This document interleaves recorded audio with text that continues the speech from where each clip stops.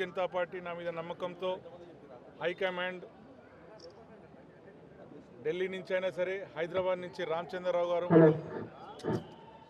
ఈ area MP గారు అయినటువంటి కిషన్ రెడ్డి గారు కూడా నా మీద నమ్మకంతో ఈరోజు ఈ జూబ్లీ హిల్స్ బై ఎలక్షన్స్కి నా నమ్మకంతో నాకు టికెట్ ఇచ్చినందుకు వారికి మొదటిగా కృతజ్ఞతలు తెలియజేసుకుంటూ ఈరోజు ఎక్కడికి పోయినా సరే భారతీయ జనతా పార్టీకి మేము సపోర్ట్ చేస్తాము, మేము క్రిమినల్ బ్యాక్గ్రౌండ్ ఉన్న వాళ్ళకి మేము చెయ్యబోము అని చెప్పడం జరుగుతుంది. ఇప్పుడు కూడా ఒక మీటింగ్ ఒక కాలనీ వాళ్ళు పిలిచారు, అక్కడికి పోయి వచ్చుట్లా కొంచెం లేట్ అయింది. వాళ్ళైతే క్లియర్గా చెప్తున్నారు, సార్ మేము ఇంకొకటి బీహార్ టైప్లో ఆ టైప్లో చేయదలుచుకోలేదు, మీలాంటి క్లీన్ ఇమేజ్ ఉన్న వాళ్ళు, కానీ మాకు పనులు మాత్రం చెయ్యాలి, ఏ పని కాలేదు అన్ని గవర్నమెంట్లో ఉంటే వాళ్ళకి పని చేస్తే మంచిగా ఉంటుందని చెప్పడం జరుగుతుంది. కానీ ఎప్పుడు కూడా ఎవరు ఇక్కడ చేస్తలేరు, ఎక్కడ పోయినా డ్రైనేజ్, ఎక్కడ పోయినా ఈ కరెంట్ ప్రాబ్లమ్సే, కరెంట్ హై టెన్షన్ వైర్లే, ఎక్కడైనా ఇక్కడ హయ్యెస్ట్ రెగ్యులరైజేషన్ ప్రాబ్లం ఉన్నది ఇక్కడ అందరి ఇంట్లలో. సో వాటిని క్లియర్ చేయిస్తా అని చెప్పేసి ఓట్లు వేయించుకుంటారు, ఇవన్నీ చెప్తారు. వాటర్ ఒక 1 అవర్ వాటర్ రైన్ పడితే వర్షం పడితే బోట్లలో పోయేంత వాటర్ వస్తుంది ఈ ఏరియాలలో. కృష్ణనగర్ అంటేనే దానికి ఫేమస్ అయిపోయింది. సో నేను ముఖ్యంగా ఇక్కడ నాట్ ఓన్లీ దట్ ఇక్కడ డ్రగ్స్ మాఫియా అనేది ఎక్కువ ఇంక్రీజ్ అయిపోయింది.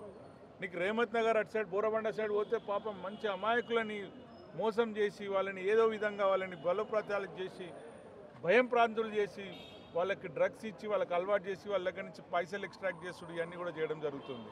సో ఎక్కడికి పోయినా సరే, ఏడికి పోయినా సరే, ఏ బస్తీకి పోయినా సరే ఈరోజు మేము ఈసారి మాత్రం బయటికి చెప్పకున్నా కానీ భారతీయ జనతా పార్టీకి మా సపోర్ట్ ఉంటుంది.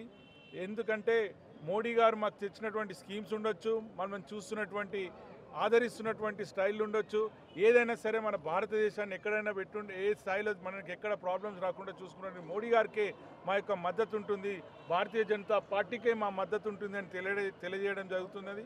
సో అందుకొరకు నేను మళ్ళీ ఇక్కడ ఉన్నటువంటి యువకులకి మైనార్టీ సోదరులకు ముఖ్యంగా నేను చెప్పేది ఏంటంటే, మిమ్మల్ని ఎంఐఎం పార్టీ వాళ్ళు మిమ్మల్ని అమ్ముకోవాలని చూస్తున్నారు.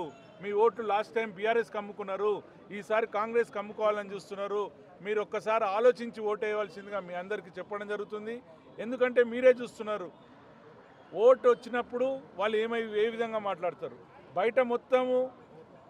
బయట రాష్ట్రాలలో మాత్రం వాళ్ళు ఎంఐఎం నిలబడుతుందంట, ఇక్కడైతే కాంగ్రెస్తో నిలబడుతుందంట. నేను క్లియర్గా చెప్పేది మీకు మళ్ళీ చెప్పేది ఏంటంటే, ఎంఐఎం ముసుగులో నిలబడుతున్నటువంటి కాంగ్రెస్ క్యాండిడేట్ కాదు, ఈయన ఎంఐఎం క్యాండిడేటే.